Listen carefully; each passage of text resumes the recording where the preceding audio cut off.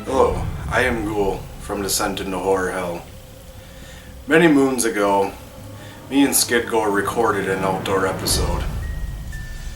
And along those lines, it got lost. No joke. It became a legend, a myth of sorts. I'll come to think about it, nobody ever really gave a damn. It actually never existed. However, the footage has been found. We'd like to share with you now Skidgore and Ghoul's Descent to Horror Hell, episode 11. Cheers.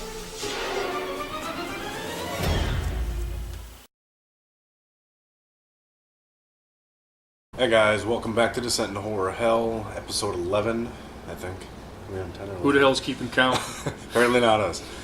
This is our outdoor episode, just for fun. Getting in touch with nature. Yes. Yeah. Very peaceful. You hear the birds? Yeah. I haven't gotten screaming. shit on yet, though, so we're alright. Kids screaming, elderly people falling down, whatever. Yeah, typical night in Manitowoc. Yeah, guys, took a little time off. Needed it, just kind of refresh our memories, kind of get some new stuff in the works, watch a lot of new stuff, and that's kind of what this episode is about. It's dedicated to just recent watches, some cool stuff. You're going to see a lot of stuff you maybe seen, maybe not seen. Of course, that's how we roll around here. So, as Skidgore would say, and Ghoul would say, let's kick some shit. Let's do it. 10, 9, 8, 7, 6, 6, 6.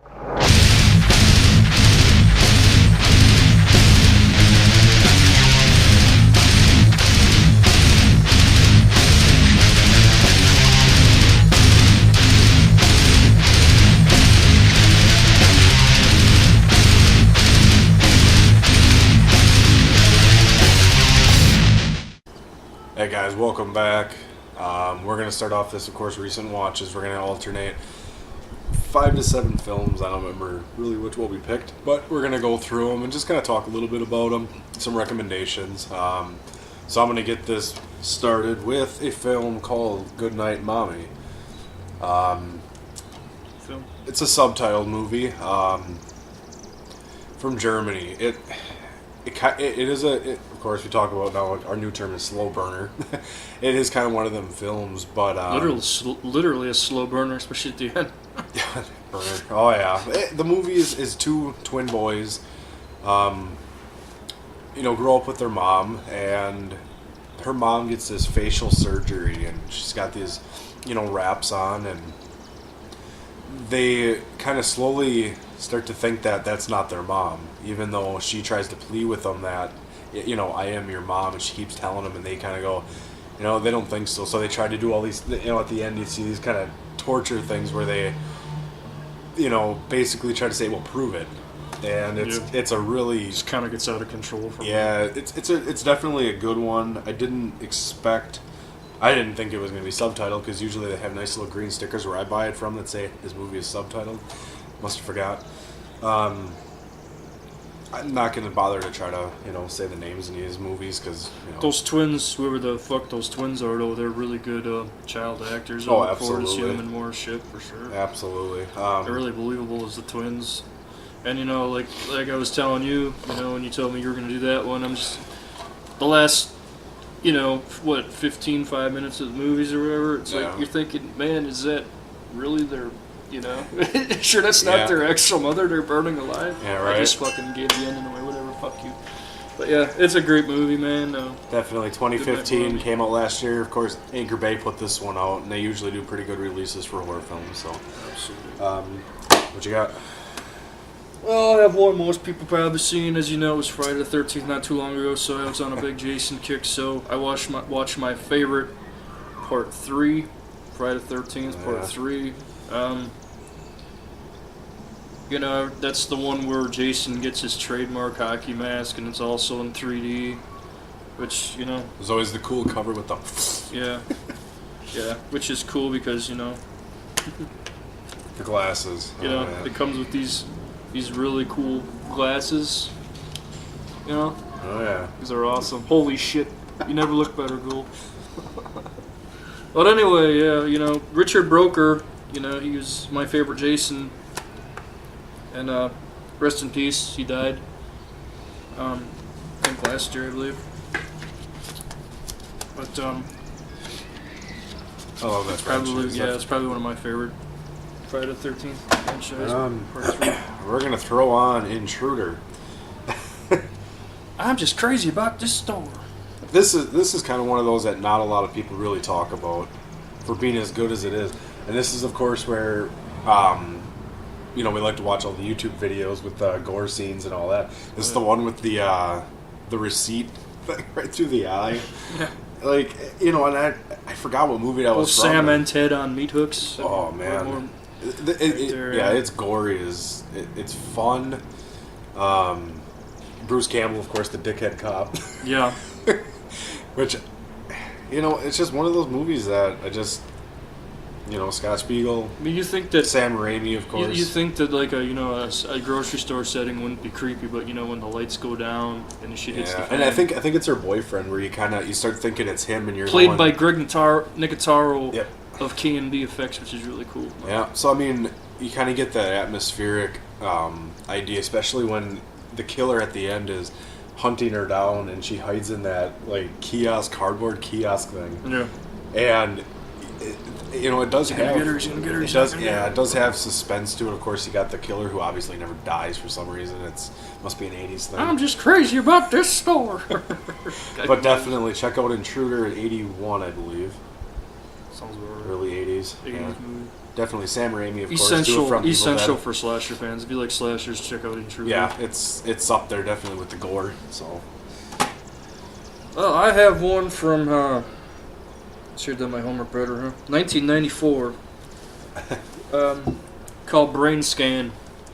Now, I'm not the biggest Edward Furlong fan. I like the cover, though. I like the cover. Yeah, I'm not the biggest fan of his acting, but he's really good in this one. I think obsessed kid with obsessed with horror and dark things, and sounds like him. Yeah. I actually saw a lot of myself in his character. It was really cool. Anyway, he's like this horror freak and video game nut, and he gets this game called Brain Scan, and basically it's I guess you call it a virtual reality game, but it's really shit's really happening. It's in your mind, and murders start happening, and this guy in the back, I don't know if you can see him. He's kind of got that punk rock look. Now that I see it, but Brain Scan is a great movie. This one slipped my radar for the longest time. I don't know. I was watching a couple, people's favorite lists and shit, and I saw Brain Scan in it, so I tried to give it a spin, man, and I really dug it. It was really good. Check out Brain Scan. Some of those early '90s films, some of them are hit and miss, but there are some really good ones. And Frank Langella is awesome as a cop. Frank Langella, of course, was Dracula in '74. But yeah, he's great as a cop in this film. I didn't even recognize him because he's like. Well, how much later? Yeah. Like last time I saw him was Dracula, so he had the long hair and shit. And this one, he's got like a shaved head basically, and he's a cop. But man, Brain Scan's cool.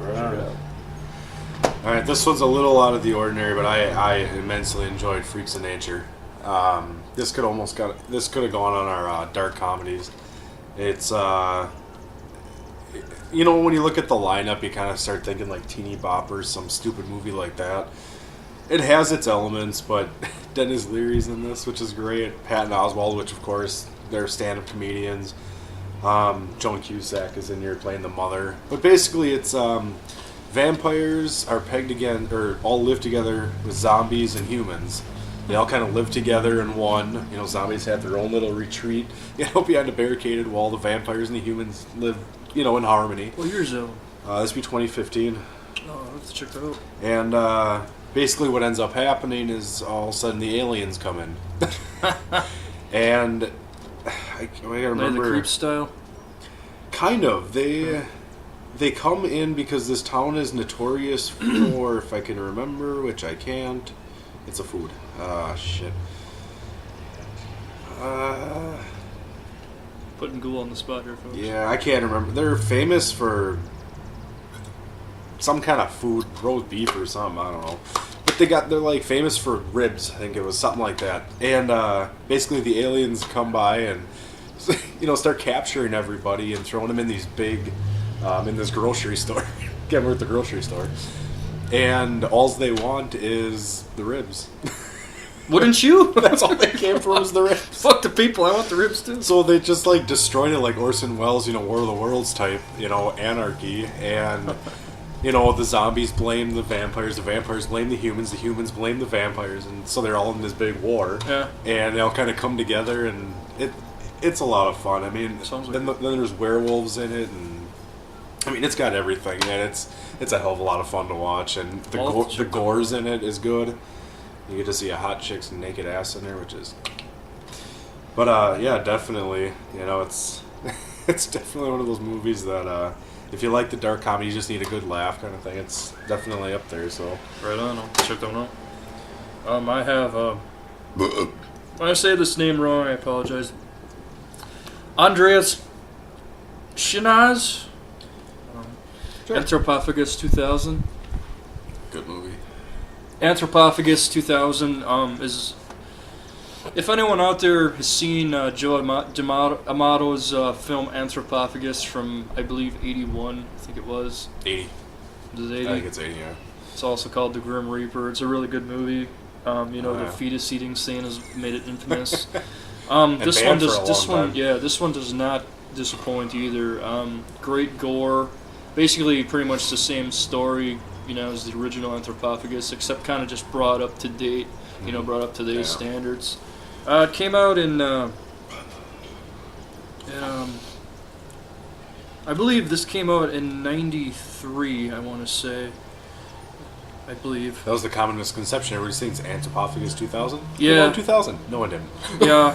Not quite that. Released by the Mighty Massacre Video. Yeah. You can find this on Amazon fairly cheap. Go to Massacre Video, support the underground. And I know Massacre Video, I believe the last time I checked, does have a couple of the VHSs left. The big box VHSs, if you guys are into that, that's really cool.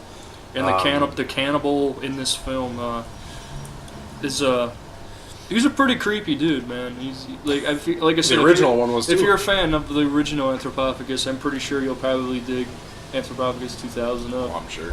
Bust it up. Right. Good cannibal fun. Going for the great Bruno Mattei, Hell of the Living Dead. Classic zombie splatter film from the 80s. Oh yeah. This was basically a nuclear factory of sorts that basically this green gas kind of oozes out and starts contaminating everybody. Of course, that makes sense. That's every zombie film pretty much ever made. Isn't that the movie that they rip off the entire Goblin soundtrack to? Yeah, they ripped off pretty much anything. I mean, but yeah, people get stuck inside this factory and, all the workers, and it's just hell breaks loose. I mean, really not much to say, but Hell of the Living Dead. If you like your zombie films, gory, bloody, and ugly looking, pretty damn good effects in this one too. Yeah. I remember the eyeball scene. Oh, that one sticks out. Yeah. And the hospital, I think it's like an old dilapidated hospital that the soldiers are in. Yeah. I think so, yeah. It's been a while since I've seen it. And of course, you always got the dickhead army guy who comes in. Yeah. He's all big badass, but yeah, definitely. Yeah, that dude that's like all crazy goes gun crazy. Yep. He's like, he's just like capping everybody off. Yeah, so if you like your zombie films gory, Hell of the Living Dead is the way to go. That's a classic. Well, we're going to take a little beer break here, and what do you say, Ghoul? Let's fucking kill somebody? Yeah. Alright, Cheers. We'll be back. Eyeball. Don't blink. Don't turn around. Don't even move. Now, you'll witness the most blinding horror ever seen. How far can you go before your eyes leave your body? Eyeball. Hey, welcome back, guys. Ghoul, what you got? Oh. What they say from the master of modern horror, Death Foretold. Tom Savini on the cover? Yes, you betcha. He's in. If you're looking for all Tom Savini, wait till the last one. It's an anthology. There's 4 short stories basically that are, of course, the Death Foretold. Go figure, makes sense. released by the Asylum. You can take it or leave it. It's like an Eric Roberts film. Good point. But basically, these 4 short stories that are told they kind of all link together at the end. Honestly, I'd have to watch it again. I really didn't catch much of a connection. But like the first one, The Doll's House, this writer moves into this house and finds out that he's not the only one that's occupying it. Woo! Scary. The second one called Folklore, which is basically these 3 college students kind of go on this little trip and they start realizing that, these stories are a little bit more true than, the folklore says. World's Most Haunted, about a reality show that goes wrong, which is actually kind of funny. That's a good one. And of course, the last one, the fourth one is about a reality show that kind of goes wrong. I never saw that. That sounds pretty cool. And the last one is called The Psychic, where this woman starts reading, she reads palms, tarot cards, and she ends up finding out that, sometimes you can perfect your craft a little too much. And then, Tom Savini just does some effects in there, and it's really cool, so... Right on. Basically, they paid him a lot of money to be in there for, 4 minutes. So, as in most of his more movies now. So, but yeah, definitely. That was kind of a fun one from, I believe, 2005, so relatively new-ish. Definitely a cool one, though, if you like kind of those anthology films. Yeah, I do. I actually enjoyed it. I mean, some of the stories are cheesy, but... All right, what do you got? Check that one out. I have from 1983, year I was born, holy shit. Gerald... Weird. Cargo, said that wrong, sorry. Angst. I believe this is a German. Yeah, German horror Angst, film. I think, was another name for that, I believe. Is that a It different might film? have been, yeah, I've heard of German Angst. I think it's a different film, though, man. It could be. Could be, this movie comes high. I actually heard of this film from Jorg Buttgereg of the Necromantic Scrum fame. Corpse fucking art guy. Also the director of Irreversible, Jasper Noel, Yeah. and I Stand Alone. This movie was really obscure for the longest time. It has not been out. I mean, there was so much controversy when this movie came out. It was basically in the life of a serial killer. Kind of like Henry Portrait of a Serial Killer, except, I think a little bit more brutal, That's Because hard to say. Henry Portrait of a Serial Killer was just a really good story, Yeah. but Henry Yeah, but- Lucas and Otis Toole. Yeah. But this movie was actually the killer is actually based on a real case. I don't quite remember what the guy's name is in real life, but the actor that plays the killer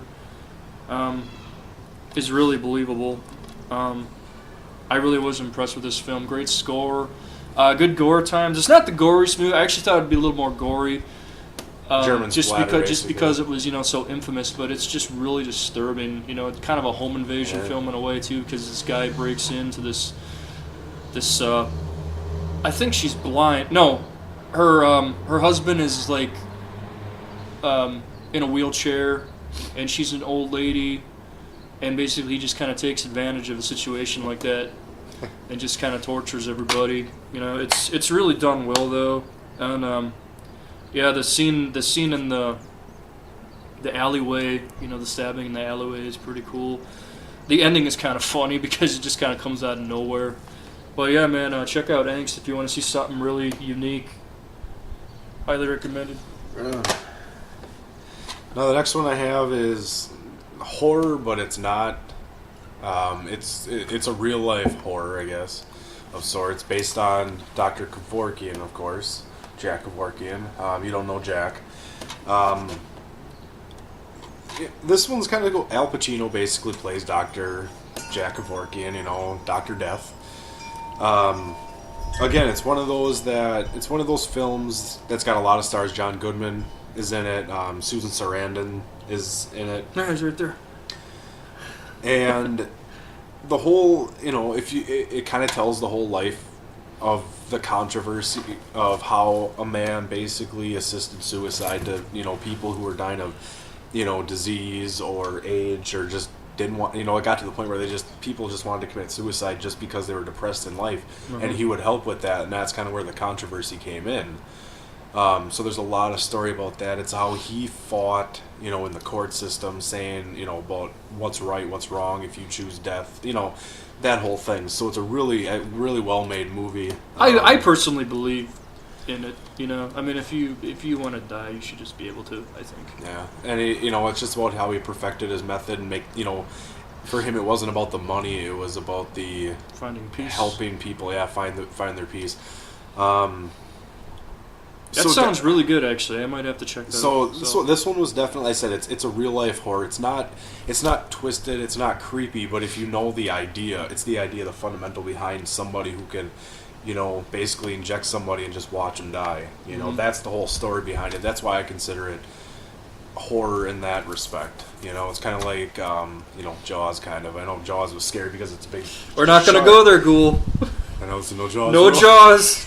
Shark yeah. Week's coming too, folks. Yeah, but definitely check out this one if you kind of like those real life stories that are really well done. So Yeah, that was a very, very powerful case. Absolutely, and still talked about.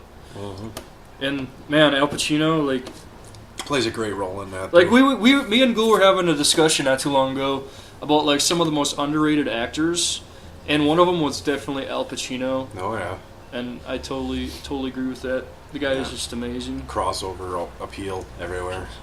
Yep. All right. Apparently, there's a bird whispering in my ear saying, "We gotta go kill somebody or something." So we're gonna kill. Let's go. Cut it out! Stop wasting your damn bullets, you jerks! You need to hit their head! I told you! See? Like this! Get away! Beat it! Clear out!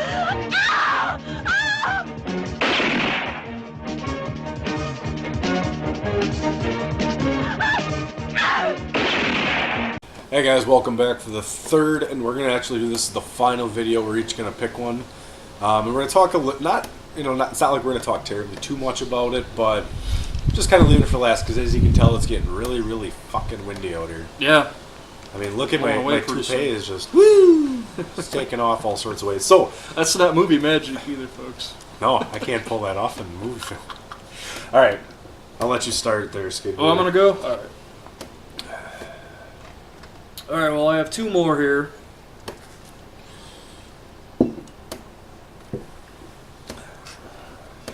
And that is from 2015. It's called The Hollow. IFC Midnight, of course. Oh but it's yeah, all great they put films. out some great shit. Yep. I really like this Slepper case. That's the actual artwork of it. Really good fairy tale movie. It's kind of been compared to something like, you know, Pan's Labyrinth or, you know, something like that, but really good all practical effects. I believe, you know, the creatures are really believable. Story about, you know, these pack of creatures want to steal this couple's baby. And you know, it's just totally really atmospheric with the tree and the forest, and the music was really good in this film too. I really liked It it. usually sells them. Yeah, I never heard of this director, Corwin Hardy, but I was watching the special features on this, and the guy seems like he really loves horror genre, and I'm really looking forward to seeing more of his films in the future because it sounds like he's really on the right track. You know, he was making references to Bava and you know, Dario Argento, Who doesn't? stuff like that. Yeah, so like he knows his shit. He's definitely an A-list director, in my opinion. But yeah, guys, check out The Hollow for sure. That's a really good one. I enjoyed that one. You find that at Family Video fairly cheap. All right, my last one is, of course, the great Michael Armstrong's Mark of the Devil. One of the best, I think, and most actually disturbing witchcraft films. Udo Kerr, man. It kind of pisses you off, I guess, watching how these women were tortured for really nothing. It's like you Makes show you up- realize how corrupt religion really is. Yeah, at that time. you know, it was just, I don't know. If you haven't seen it yet, it's just the epitome of kind of the times. You know how, you know, the system worked, and you know how these people were basically, of course, lambs to the slaughter. You know, based on just some guy I'm the witch finder in this town. Is that clear? Of course, you can't forget the great Reggie Nadler, who also played Mr. Barlow in Salem's Lot. So, you know, the guy is really well-rounded. Oh, yeah. But that's one of his early ones. 73. He's just a really good bad guy. You know, his face is naturally scarred from fire. Yeah, but I remember when they sat the guy down on that chair. And With his bare ass? With his bare ass on those spikes, and I was like, oh. Hurts me parts. Yeah, there is some stuff that is truly very shocking, especially for 73. Just stuff that, you know, this is the puke bag. Yeah, the vomit bag. That movie started the whole vomit bag craze, I Yep, think. yep. Yeah. This is the one he went to the theaters and they said, here you go. If you had one of these vomit bags from back then, send it this way. Yeah, for sure. No, but, send it here. But yeah, definitely. Actually, it was 1970s. Excuse me. 73. 73, 70, whatever. No, 70. Yeah, it was 70. 1970, Yeah, I believe. I'm thinking of a different one in 73. But yeah, definitely. Came out like right after Witchfinder General. Witchfinder General came out in 68. Yeah. And then this one came out in 70. So it's like... Well, the same time. You can kind of... Yeah, you can totally see at the time for both films that they were getting, you know, into the whole witchcraft that stuff. cover, though, that Which is when really cool. when you see that tongue cutting out scene when they actually just take the chain and... I tell you, man, there's some... If you're a gore hound, you like that shit, so... Absolutely. Definitely. All right, That's a good one, man. That's one of my favorites. I have a movie that has been out of print for the longest time, and the great Scream Factory, bless them, man, they're putting out some great shit. One of the best companies, in my opinion. And that is Prison. Yep. Prison is from 1988, directed by Rennie Harlin, who also did Nightmare on Elm Street 4. 3 or 4. I think it was 4. I think it's 4, yeah. Yeah, I think it was 4. But he's a really good director, and like I said, this movie just disappeared into obscurity in the 80s. It went through a bunch of label changes. And, different like 10,000 different titles. Yeah, and you could only pretty much get it as a foreign release. You know, it was horribly dubbed. But like I said, you know, Scream Factory came to the rescue and rescued it, and it's a great film about this haunted prison. You know, these inmates go back to this prison that is haunted, and the warden, I guess he's the warden, yeah, he's like a total fucking asshole to the inmates. You know, he's got a really dark past, which eventually comes back to bite him in the ass in the end. You know, this movie also Kane Hodder's debut. He is the creature at the end. I don't know if you can see that. He's the creature at the end there, and he's got all these worms in his mouth. And anyone who knows anything about Kane Hodder knows that like he's good at puking on command and eating live worms. So that's why the director chose him. Yeah. And it's really cool behind the scenes, you know, shit on here. If you get this version, the Blu-ray combo. Yeah, it's a DVD Blu-ray combo, which is really cool. Because you don't know Blu-ray player. They don't know that. They do now, I guess. Yeah, there you go. If you watch us now, you know. But it's a great film, man, and I think it deserves more attention. It needs to be seen more. The prison is fucking really creepy. Like, it's really good atmosphere, the spider webs, and your favorite. And good fires, electric, you know, the electric chair, you know, just really good prison vibe. And like I said, you know, it's very dark. But yeah, I think it needs to be seen more by people. Prison. That's what I got. All right, guys, that's our recent watches. We've had many more, but these are kind of the ones we think that you guys would love to check out and see. We tried to get a little bit of variety. I guess the sun's kind of setting on us here, but we're gonna go back for one more kill, and we're gonna come back and cheers, guys. Cheers.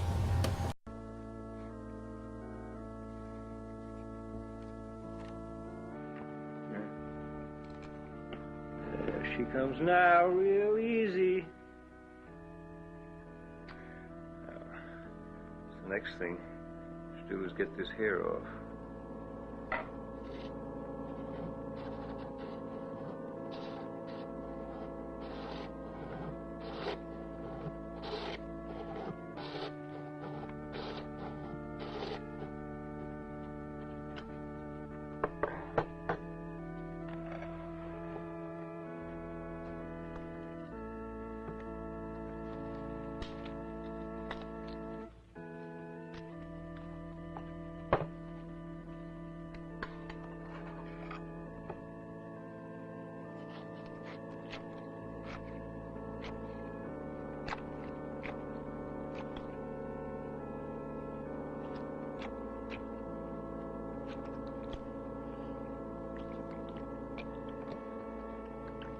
Hey guys, alright, there it is. That's our newest episode. Hope you guys enjoyed it.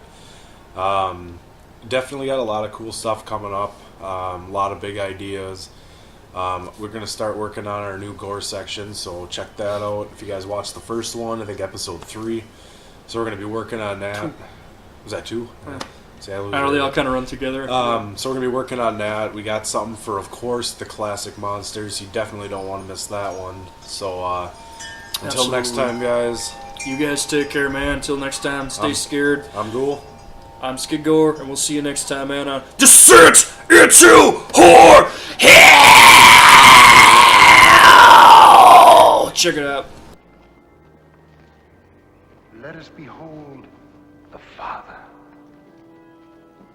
the Ram of the sun, the moon, the stars. Hail, O deathless one. Who calls me from out of the pit? What is thy purpose? Has it been prepared? It has. Then I command this soul to be purified by fire and water.